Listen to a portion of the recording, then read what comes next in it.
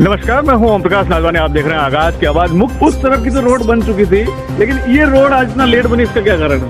नहीं, कोई लेट नहीं बनी। ये रोड 4 दिन से स्टार्ट है। इस रोड पे मिट्टी ज्यादा थी, इसकी सफाई हो रही थी। बीच में जो 4 दिन का अंतराल था, रेगुलर पहले 2 तारीख से रोड हम लगातार वो बना रहे थे जी। रिलेशन इस रोड का मेरी किशनगढ़ की जनता से है। जिनको तकलीफ थी, उस तकलीफ का अंत करना था। वो तकलीफ किस तरह अंत हुई है मैं जानूं और मेरा काम जाने। मैंने लोगों से वादा किया था, वो वादा पूरा कर रहा हूँ। आज की तारीख में रोड बहुत अच्छी सी बन जाएगी। कहीं न कहीं लोगों को अभी भी एक भय सा बना हुआ है कि भाई पार्षद के जहाँ चुनाव थे, वार्ड विभाजन होना था और निश्चित रूप से ऐसे कयास लगाए जा रहे थे कि टाक साहब जो है दूसरी तरफ की जो रोड है वो लॉटरी के बाद ही बनाएंगे। तो एक अजीब सा भय है अभी भी विपक्षियों के मन के अंदर। अब सीधा सीधा तीसरा दल है विधायक सुरेश टाक का। तो इस बारे में अभी आपकी क्या तैयारियां आगे? ये तो देखो जनता को तय करना है जी, कौन काम करने वाला है, कौन काम करने नहीं करने वाला है, ये जनता तय करेगी। अभी आगे से पहले भी जनता ने तय किया और आज भी जनता तय करेगी। आने वाले चुनाव में भी जनता तय करेगी। इस रोड का संबंध किसी भी तरह से चुनाव के साथ नहीं जी। ये रोड काफी टाइम से टूटी हुई थी, अवेटेड रोड थी जी। बननी थी, पहले सीवरेज कंप्लीट नहीं हुई। सीवरेज कंप्लीट हुई तो बारिश स्टार्ट हो रही थी, बारिश आ रही थी, इसलिए उसको डिले किया गया। जैसे ही बारिश बंद हुई है 2 तारीख से काम स्टार्ट हो गया। 6 तारीख तक हमने उस साइड की रोड पूरी कर ली। इधर मिट्टी बहुत ज्यादा थी, इसको साफ करने में टाइम लगा। ठेकेदार जो काम करने वाली टीम थी वो यहाँ नहीं थी जी। ठेकेदार की टीम भी कहीं धौलपुर और कोटा कहीं गए हुए थे, यहाँ नहीं थे ये लोग। तो ये जैसे आए 3 दिन पहले इसका काम स्टार्ट कर दिया हमने और आज ये रोड बन रही है। असल जो मकसद है वो है यहाँ की जनता को, यहाँ के दुकानदारों को जो तकलीफ झेल रहे थे, जो दुख भोग रहे थे, वो तकलीफ कम करनी थी और वो तकलीफ आज कम हो रही है। मुझे इस बात की बहुत खुशी है। कल खुशी मेरे इन दुकानदारों को भी होगी, जब ये दुकान खोलेंगे इनको भी लगेगा कि हाँ वास्तव में रोड बनी है हमारी। और कोई मकसद नहीं है, मेरा मकसद है मेरी जनता के चेहरे पे खुशी आए, उनके चेहरे पे मुस्कुराहट आए। वो लोग समझे कि जिस विश्वास के साथ मुझे वोट किया था, उस विश्वास पे खड़ा रहने के लिए मैं प्रयत्नशील हूँ, लगातार प्रयत्न कर रहा हूँ। रही बात ये रोड जो बन रही है, ये एक रिपेयर मात्र है। मैं आज भी फिर कह रहा हूँ ये बात, तो मेरा ड्रीम है वो अभी पूरा नहीं हुआ जी। वो होगा। मैं बार बार ये बात कह रहा हूँ। मैंने पहले भी जब वो रोड बनी थी तब भी कह रहा था और आज भी कह रहा हूँ। ये मेरा अंदर का कॉन्फिडेंस है, मेरा अपना विश्वास है कि मैं इस रोड को सीसी रोड बना के जाऊँगा। मेरा अभी कार्यकाल 3 साल बाकी है। जब 13 महीने में चेयरमैन रहते हुए मैं कायाकल्प कर सकता हूँ, 3 साल मेरे लिए बहुत लंबा टाइम। रोड को लेकर वार्डों में बहुत सारे काम होंगे, अन्य राज्यों में, अन्य जिलों में, अन्य तहसीलों में, लेकिन आज तक कभी ऐसा नहीं हुआ कि विधायक महोदय जो है अपनी मॉनिटरिंग में सारा काम करवाएं। और ये सभी लोग अभी भी चर्चा है, बाजार इतना ज्यादा गर्म है कि ऐसा क्या कारण है कि विधायक जो है खुद खड़े होकर अपनी उपस्थिति में मॉनिटरिंग कर रहे हैं? ये जनता का विधायक है जी, अभी किसी दल का विधायक नहीं है। ये जनता ने वोट दिया था, जनता ने जिताया था। इसे जनता की भावनाओं को समझता हूँ मैं और मेरे कर्तव्य को समझता हूँ।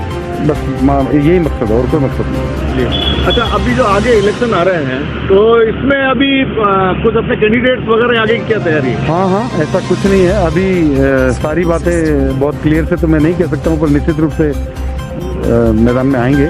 मेरा भी जनता से निवेदन है, अपने अपने वार्डों में जीतने वाले कैंडिडेट को, जो आपकी बात सुनने वाला हो, आपकी बात को महत्व देने वाला हो, आपको सम्मान देने वाला हो, आपके दर्द को समझने वाला हो, उसी व्यक्ति को चुने ताकि वो आपकी समस्या को मेरे तक ला सके और मैं उस समस्या का समाधान करने में अपना योगदान कर सकूं। जी। एक और महत्वपूर्ण सवाल था, वार्ड में जब एक दोहरा जन सुनवाई का एक बहुत ही एक अनोखा था मामला जो आपकी ओर से शुरू किया गया था, उसके बाद में वार्डों में भी जाने का था।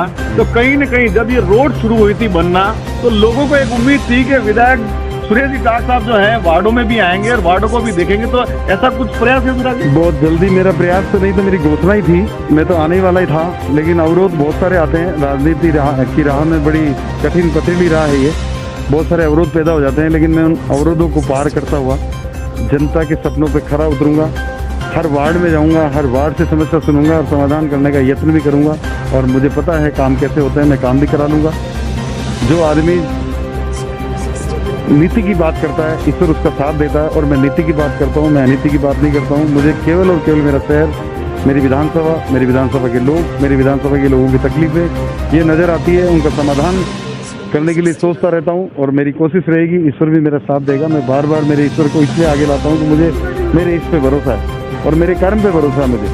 मैं बहुत साफ मन के साथ, मेरा दिल के साथ ये चाहता हूँ कि मेरा शहर बहुत बेहतरीन शहर बने, मेरी विधानसभा के लोग अमन चैन से रहे, हमारे शहर में, हमारी विधानसभा में समस्याएं कम से कम। और अभी जो पार्षद चुनाव है इसमें जैसे 2 दल अभी कांग्रेस बीजेपी तो है, उनका सिंबॉलिक भी अपने आप में है एक पहचान का। तो क्या सुरेश टाक का भी एक अलग से कोई चुनावी ऐसा चिन्ह हुआ?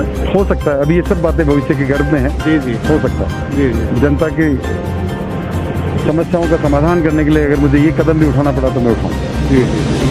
तो ये थे हमारे साथ विधायक सुरेश जी टाक साहब किशनगढ़ से, जो सीधे सीधे प्रयास कर रहे हैं कि जनता को किसी भी तरीके से यहाँ राहत मिले, चाहे वो सड़क से लेके, लाइट से लेके, पानी की समस्या या वार्डों की समस्या है, सभी समस्याओं को लेकर जन सुनवाई से लेकर अभी भी रात्रि समय के अंदर यहाँ रोड की मॉनिटरिंग कर रहे हैं। तो ये बहुत सारे ऐसे विषय हैं जहाँ विधायक स्वयं मॉनिटरिंग कर रहे हैं कि कहीं ना कहीं जनता को राहत मिले। अब देखना यह है कि क्या पार्षद चुनाव के अंदर विधायक सुरेश जी टाक अपने यहाँ पर जितने भी चेहरे हैं उनको खड़े करते हैं, क्या उनका आगे बोर्ड बन पाता है? ये बहुत सारे ऐसे सवाल हैं जिनके साथ लगातार आप बने रहिएगा।